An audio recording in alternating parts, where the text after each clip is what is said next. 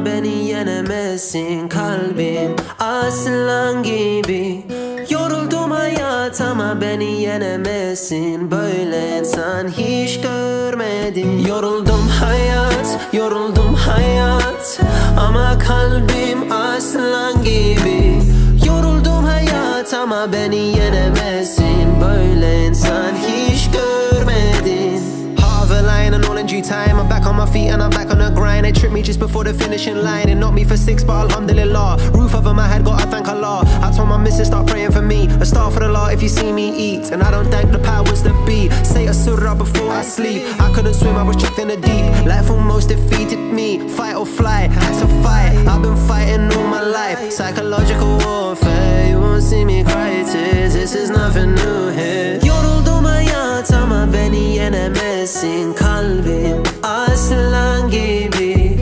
Yoruldum hayat ama beni yenemezsin. Böyle insan hiç görmedin. Yoruldum hayat ama kalbim aslan gibi. Yoruldum hayat ama beni yenemezsin. Böyle insan hiç görmedin. Kalbim kara oldu, kurtardı beni kaç defa. O yüzden Allah'ıma never be ungrateful. Live to tell the tale, come sit at my table. Tell you how I made it through the storm. What that caused ever since my name's Sean. Left my house, we've been crying out for love in large amounts. We need it, we crave it, and we can't escape it. The people that need help the most do not say it. Yoruldum hayat ama beni yenemezsin. Kalbim aslan gibi. Yoruldum hayat ama beni yenemezsin. Böyle insan hiç görmedin. Yoruldum hayat ama kalbim aslan gibi. Yoruldum hayat ama beni yenemezsin. Böyle insan hiç görmedin.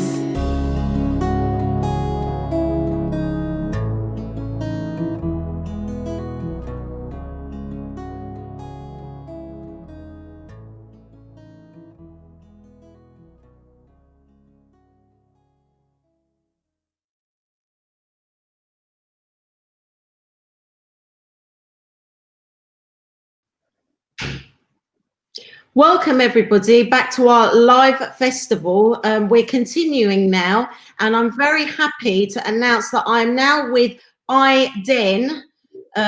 Welcome Ayden, how are you? Very well, thank you. Thank you for pronouncing my name right as well. Appreciate it. I made a real effort to pronounce your name right. I know what it's like to have your name mispronounced, as my name has been mispronounced many a times, but definitely not yours. Thank you very much for agreeing to be interviewed. It's a pleasure to have you. I mean, we've just watched your video and it's absolutely amazing. And we're going to be talking about your latest single in a moment. But before we move on to that, can you tell us a little bit about yourself and how you got into the music industry?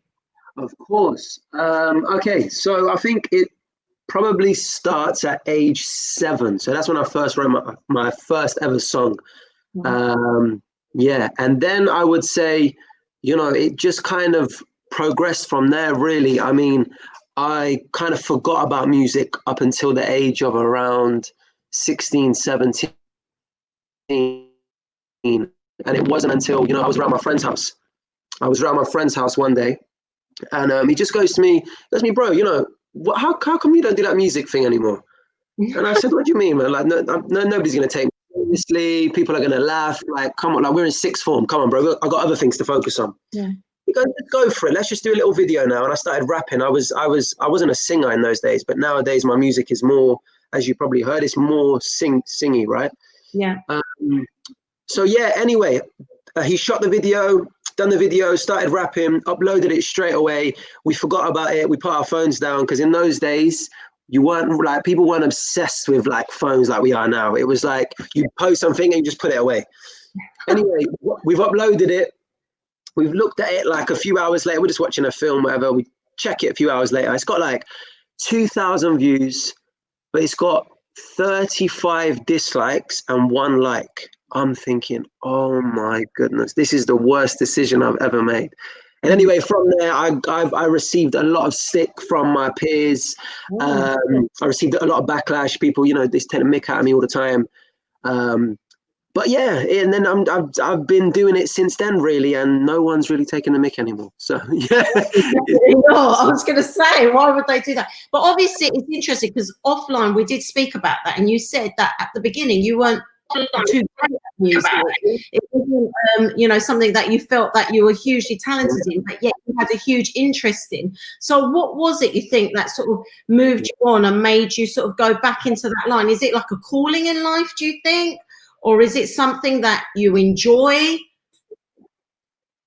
I would say most likely it is, you know, something that I put a lot of effort into. And I've spent a lot of hours in the studio making music. In 2017, I released one song a week for a year. So I released 58 songs in 1 year because I decided, you know, I don't have any fans. I want fans to be able to make this work. I need fans to be able to make this work. You know, I want to put on shows, etc. So on January 1st, I said, right, I'm going to release a new song for the whole year. I had no fans. At the end of that year, I had all these songs. People started to pay attention. Who is this guy? Why is he releasing so much music for? He's saturating the market. People saying loads and loads of stuff like that. And then, you know, off the back of that, I've been able to put on shows, and because I've actually got that you know that fundamental fan base there now. But in the beginning, I'm going to be honest with you, I wasn't very good at all. I really wasn't very good at all. But I wanted to be good. I think that's the main thing. That's the main little thing to take away from this. I wanted to be incredible. That's what I wanted to be. So I just kept writing songs, kept writing. So it's about working hard, isn't it? And actually going for your dreams, really, which is great inspiration for all the young people out there. So thank you very much for sharing that with us, because it takes a lot of courage to actually admit things like that. And it's great to see people as successful as you are now to actually look back and, you know, be honest about how you started. So that's very commendable. Can you tell us a little bit about past and current projects? Past projects, so as in terms of music, like music projects. Yes, like highlights so far in your career. Oh wow, okay, highlights. Been played on BBC Radio 1, performed at my hometown festival. It's so crazy, right? So like where my house is in Coventry, sorry, I think we're glitching a little bit. Let me just say it. So where my house is in Coventry, there's a park. There's a big park, and every year you can hear the festival, right? You can hear, it's so close. Anyway, I was on that stage performing in front of like 600 people supporting, like, you know, big artists. It was, and I had that at such a young age. I was only 19, so that was like such a big thing for me. But yeah, apart from those things, you know, that's other organizations putting me on and saying, you know what, we think he's good. The biggest achievement for me is when I could put on my own shows. You know, we've done 5 independent headline shows in a space of, you know, I think it's about 18 months in Coventry and Birmingham. And, you know, that's no external promo. That's just me saying, here are the tickets to my website, on my website. If you want to buy a ticket, come along. We're just going to, you know, and it's me just singing for an hour, and I get to talk to the fans. And it's nice because Aysen, it's my fan base it's not humongous, which I like right now, because it's very close and intimate, which for me is beautiful, because I can interact with them one-to-one. You know, halfway through the set, I can say, and this is Chantel's favorite song, and this is Marcus's favorite song, and they love that. They love seeing that. So for me, I would say that's definitely one of my biggest achievements. That's fantastic. Obviously, we've just listened to your latest single, and it's only been released. It was released yesterday. It's got a very poignant message. Can you tell us a little bit about the song and how it all came about musically, and also the visuals are very telling as well. And if you could give us a little bit of background as to what your thought processes were as an artist. Yeah, so I'm gonna be honest. Me writing music is my therapy. I don't go to therapy. I've never been to a therapist ever, but I've experienced some hard times in my life. I'm not gonna lie to you. It hasn't been diabolical, but listen, psychological scars are just as bad as physical scars. Definitely. That's what I think. So, you know, I've been through quite a lot. And for me, writing music has got me through that 100%. And this situation was no different. Writing Aslan Gibi, which it was called originally, but then because we made the video, well, I decided to make the video and pay homage to my ancestry. I called it Cyprus on My Mind. But writing the song was just normal procedure for me, you know? How do I feel then? I feel sad. I've got all of these emotions inside of me. Let's write this song. And then, you know, I just start singing. And the first line is from that very famous, what's the very famous Ben Yoruldum Hayat? And I just got it from that.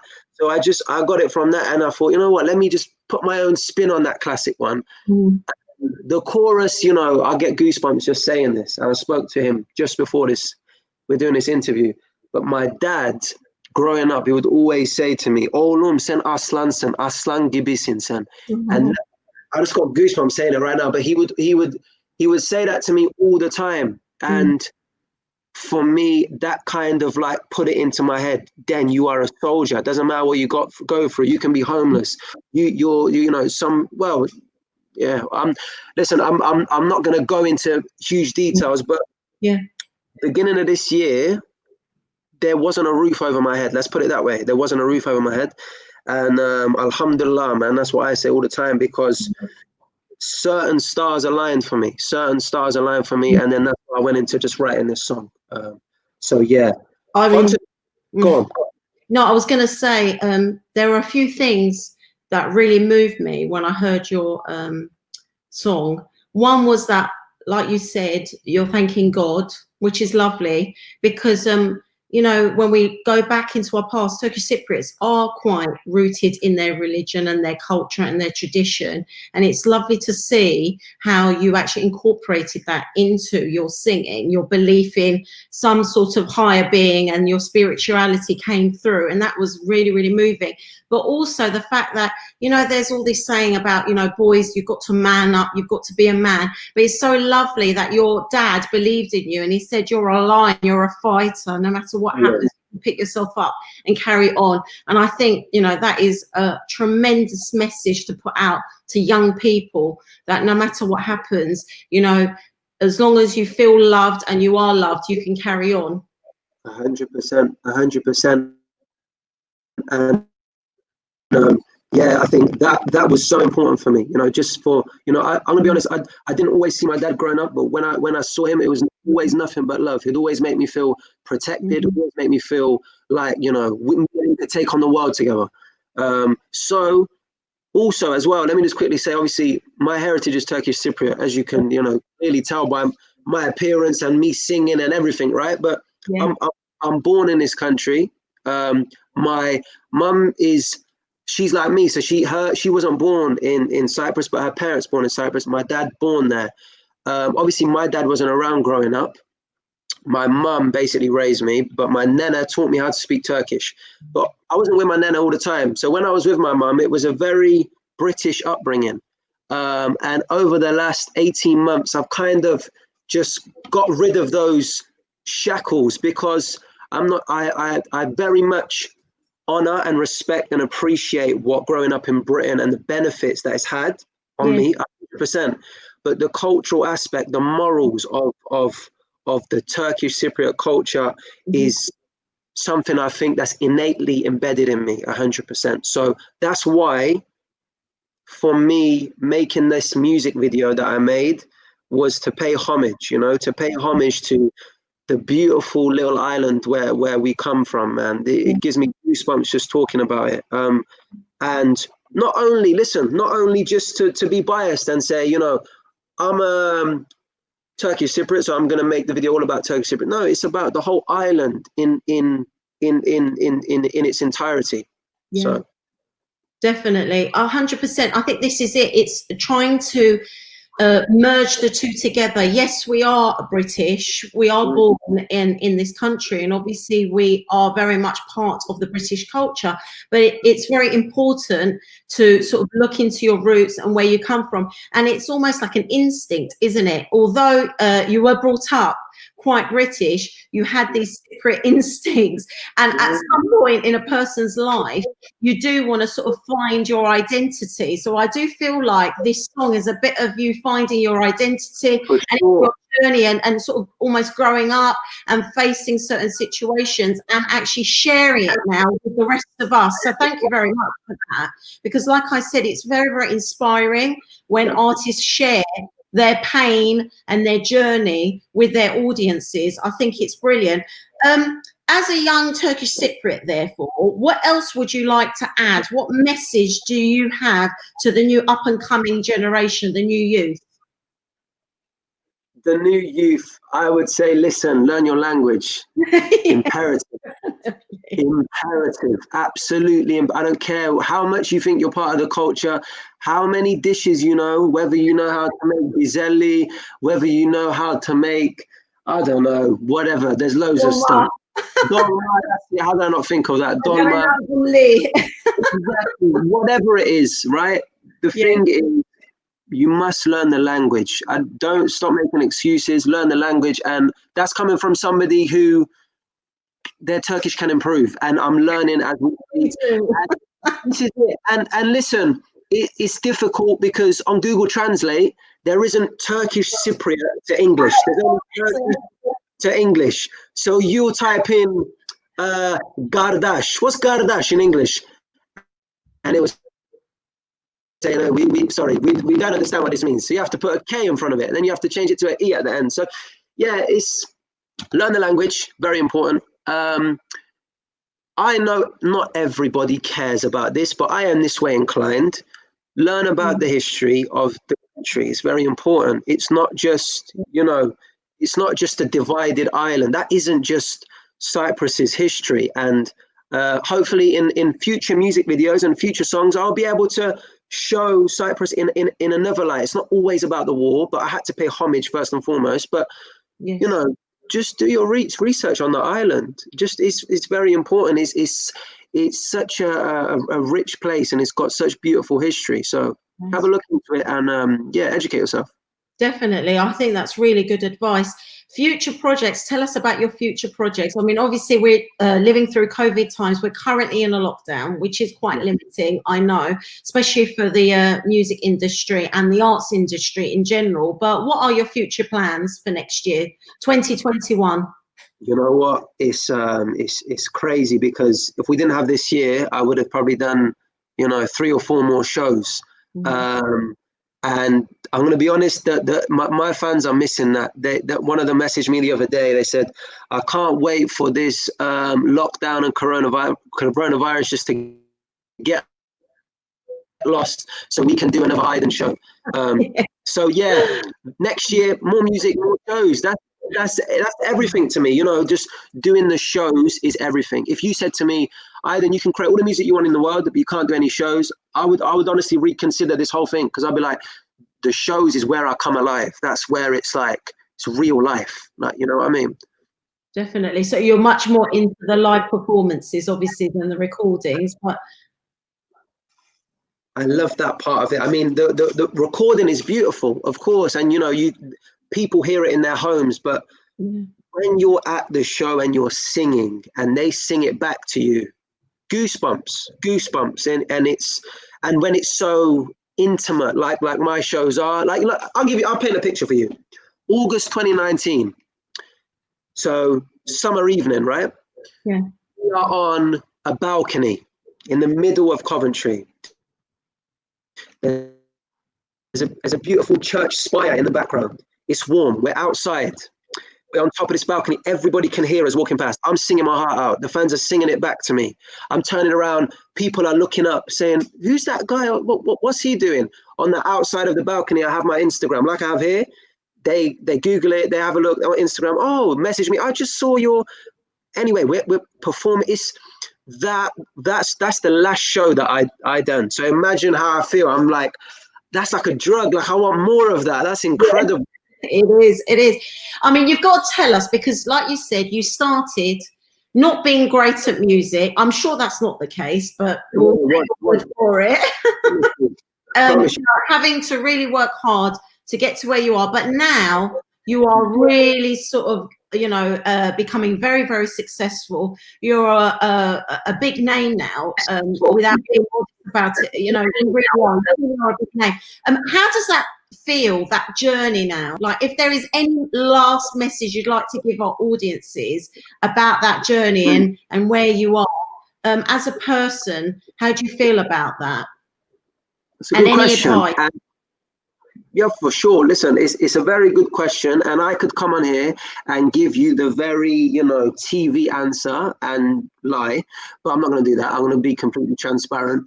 Last night, I had a conversation with my partner about the journey. Actually, funny enough, I had a conversation with her, and in the beginning, it was different because everybody wanted me to fail. Everybody hated me. Everybody thought I was rubbish. So I was like, well, I'm going to go for this. Now it's different. Now, for lack of a better sentence, everybody loves my music. Nobody really, I never get any, you are rubbish. I never get that. And if I do, I can just shut it off. So it's very different now. But that's not to say, I always, like today. No, last night I doubted myself, and I always doubt myself because when you're a songwriter, when you can't write a song, which is your butter, and you've been doing it for years, you start to doubt yourself. I'm a human. But then I woke up this morning and I thought, you know what? I'm going to write a song. And I wrote a beautiful song. So my message to people is, listen, at the end of the day, if you want something to happen, it's not going to happen overnight. Yeah. You've got to really put hours into it. I've probably spent over 250 hours in the studio. That's not really enough, really and truly, for me to become an expert. They say, what do they say? 10,000 hours. So you really got to work your socks off, man, if you really want to be successful in this life. And don't believe any of this stuff nowadays about this short term, get rich quick. It's not about that. Sometimes you got to grind 10 years for things to pay off. And then eventually you're an overnight success, Yeah, well, definitely. I think that's really good advice for people out there starting out in the industry and people carrying on in the industry, because it's not just about starting out. Like you said, it's actually having that perseverance to carry on. The arts industry, the music industry is not an easy place to be, but if you have a passion for it and you work hard, like you said, and you don't expect results overnight, then you can be very successful, as you have shown, and you're a true example. Please carry on doing what you're doing. You're a great inspiration to all of us. We'll all be following you and rooting for you. I don't think there's anybody against you now, because you've actually really proven yourself. You're such a positive energy and also very grounded and humble, and you sort of know where you're coming from. And I think we need people like you in the industry at the forefront to inspire young men and women to follow their dreams. It's been an absolute pleasure, Ayden, to actually have you on the program and as part of our festival. Thank you very much. That's it for our interview for today. Please carry on watching our live online festival. We've got lots more coming up, but thank you very much. A real pleasure. Thank you. Thank you very much, Aysen. Thank you.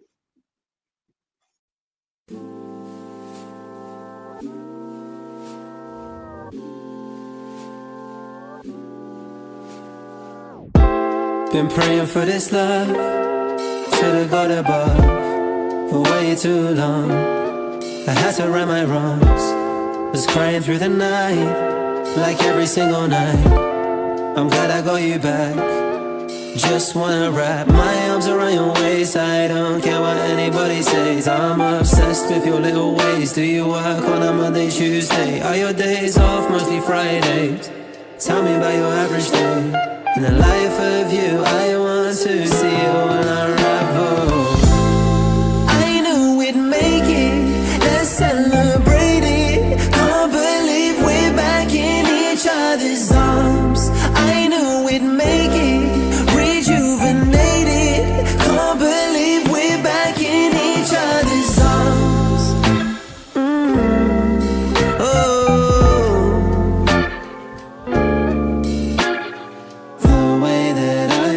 I've thought about you all for my life, all of the time. Not healthy, I know I should change, but I feel a way about you. Dream come true, being with you, speaking with you. I sound too bad. I can't make room for a life with you. I knew we'd make it, let's celebrate it. Can't believe we're back in each other's arms. I knew we'd make it, rejuvenated. Can't believe we're back in each other's arms. Oh.